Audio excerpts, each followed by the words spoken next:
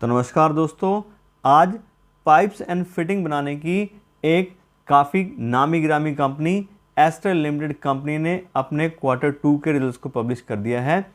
और यहाँ पे देखें तो क्वार्टर बेस पे भी कंपनी के रेवेन्यू और प्रॉफिट कम हुए हैं और साथ साथ इस क्वार्टर में कंपनी का ईयर ऑन ईयर बेस पे रेवेन्यू और प्रॉफिट घटा है।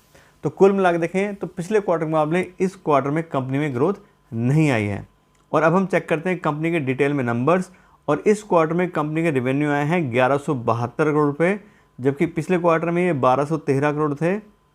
और पिछले साल के सितंबर 2021 के क्वार्टर में कंपनी के रेवेन्यू 1200 करोड़ थे। और यहाँ पे देखें तो क्वार्टर बेस पे कंपनी के रेवेन्यू 3% घटे हैं और ईयर ऑन ईयर बेस पे 2% कम हुए हैं। तो दोनों ही पैरामीटर पे यहाँ पे कंपनी के रेवेन्यू में डिक्लाइन आया है। उसके बाद बात करें कंपनी के ऑपरेटिंग प्रॉफिट की, तो इस क्वार्टर में कंपनी का ऑपरेटिंग प्रॉफिट है 144 करोड़ रुपए, जबकि पिछले क्वार्टर में 171 करोड़ था।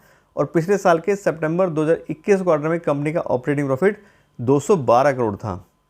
और यहाँ आप देखें तो क्वार्टर बेस पे कंपनी का ऑपरेटिंग प्रॉफिट 16% कम हुआ है और ईयर ऑन ईयर बेस पे तो ये 32% कम हुआ है। उसके बाद करें ऑपरेटिंग प्रॉफिट मार्जिन की, तो इस क्वार्टर में कंपनी के ऑपरेटिंग प्रॉफिट मार्जिन काफ़ी कम हुए हैं और यही मेन रीज़न है कि इसकी वजह से कंपनी के सारे प्रॉफिट मार्जिन भी कम हो गए हैं। तो यहाँ पे देखें तो इस क्वार्टर में कंपनी का ऑपरेटिंग प्रॉफिट मार्जिन आया 12% का, जबकि पिछले क्वार्टर में 14% था। और पिछले साल के सितंबर 2021 क्वार्टर में कंपनी का ऑपरेटिंग प्रॉफिट मार्जिन 18% था।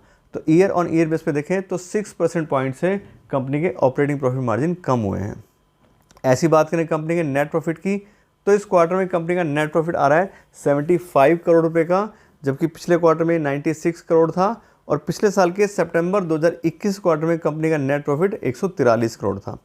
और यहाँ पे देखें तो क्वार्टर बेस पे कंपनी का नेट प्रॉफिट 22% कम हुआ है और ईयर ऑन ईयर बेस पे तो 48% डिक्लाइन हो गया है। तो काफ़ी ज़्यादा गिरावट कंपनी के नेट प्रॉफिट में आई है ईयर ऑन ईयर बेसिस पे। उसके बाद बात करें कंपनी की अर्निंग पर शेयर की, और इस क्वार्टर में कंपनी की अर्निंग पर शेयर भी कम हुई है। इस क्वार्टर में कंपनी की अर्निंग पर शेयर आ रही है 3 रुपये 49 की, जबकि पिछले क्वार्टर में 4 रुपये 42 पैसे थी। और पिछले साल के सितंबर 2021 क्वार्टर कंपनी की अर्निंग पर शेयर 7 रुपये 3 पैसे थी। और यहाँ देखें तो क्वार्टर बेस पे कंपनी की अर्निंग पर शेयर 21% कम हुई है, लेकिन ईयर ऑन ईयर बेस पे तो ये 50% कम हो गई है। तो काफ़ी ज़्यादा डिक्लाइन कंपनी की अर्निंग पर शेयर और नेट प्रॉफिट में यहाँ पे आया है।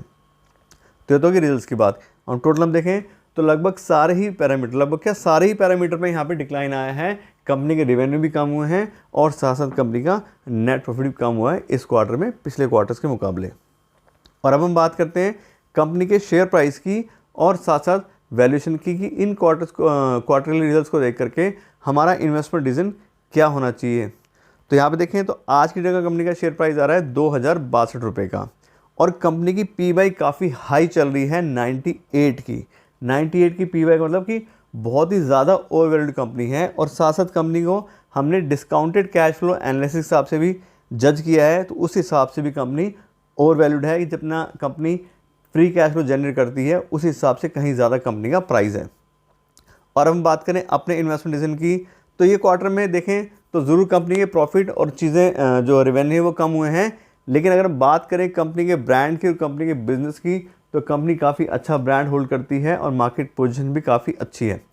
तो थोड़ा बहुत बिजनेस में ऊपर नीचे चलता है। तो अगर हमें ज़्यादा इसमें डाउट लग रहा है कि बिज़नेस कैसा रहने वाला है, तो हम थोड़ा बहुत पैसा निकाल के उसको रीबैलेंस कर सकते हैं। अदरवाइज़ हम वैसे बात करें तो प्राइस अभी बहुत हाई चल रहा है, तो लोगों के जो सेंटिमेंट्स हैं वो कंपनी को लेके अभी बहुत हाई हैं। तो ये तो की बात उनकी कि जिन्होंने इन्वेस्ट किया है, तो मेरे हिसाब से उनको इन्वेस्टेड रहना चाहिए। थोड़ा बहुत अप डाउन तो सारे बिजनेस में रहते हैं। दूसरी बात आती है नया पैसा इन्वेस्ट करने की। जो नया लोग इन्वेस्टमेंट करना चाह रहे हैं, तो आप देख ही रहे हो कंपनी बिल्कुल ज़्यादा ओवर वैल्यूड है। 98 मतलब 100 की पी/वाई तो बहुत ही ज़्यादा एक्स्ट्राऑर्डिनरी प्राइस हो गया।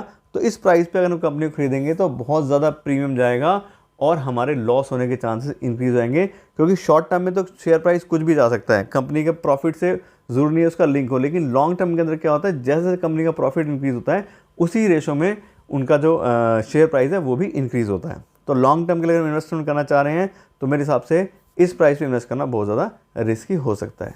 तो अभी के रिजल्ट्स के लिए इतने रखते हैं। Thank you so much.